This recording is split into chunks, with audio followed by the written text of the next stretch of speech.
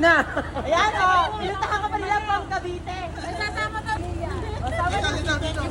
Hindi mo naman pinaghandaan masyado beses yan. Pinsan tatay lahat yan. Iwan, tama sumama ka sa bigilid.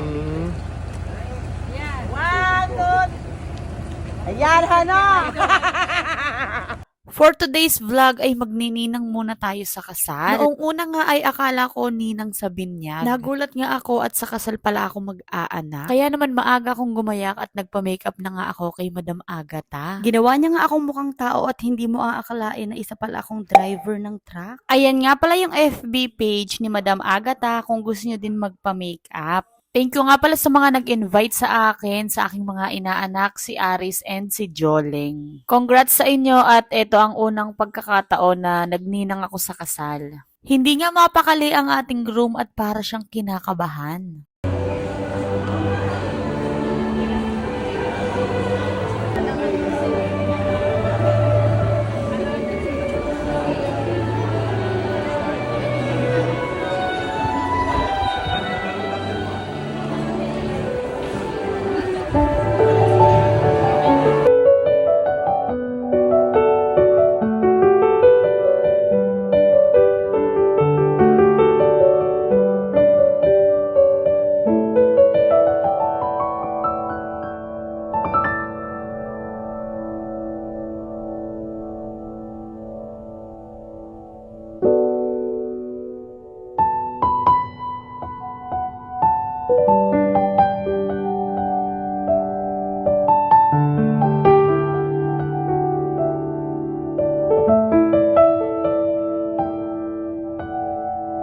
Napakaganda nga ng ating bride at talaga namang mapapasana all ka na lang. Sugar daddy, ano na, kailan ka ba magpo-propose?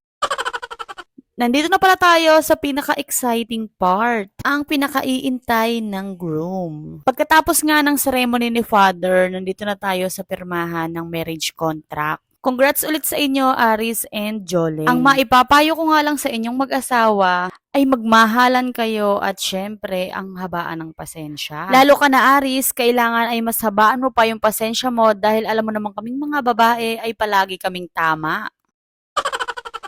At yung tiwalang ibinibigay nyo sa isa't isa ay huwag nyong sisirain. Huy, ang daming sinabi at nagpapayo pa nga, akala mo naman. Mga hipag ko pala yung sinama ko dahil alam kong masusulit yung pakimkim ko na 1 kyaw. Charing. Bago nga pumunta ng reception ay nag-picture-picture muna kami dito.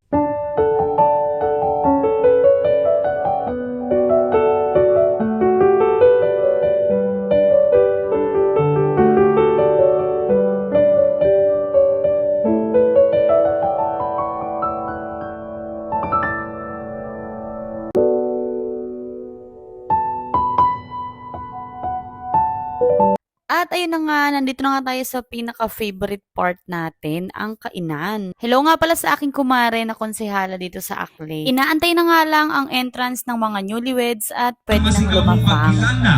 This is it! Tayo na tayo sa ating puntang-pong kung saan sila po ay isa ng mag-isang dibdib. Our Mr. and Mrs. Planeta! Have your attention please for one more time. Yes, of course. And one! Woo!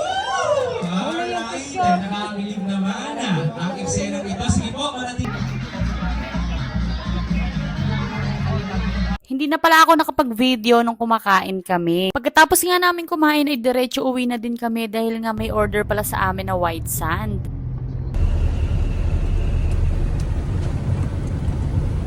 Ay, kuya! Hoy!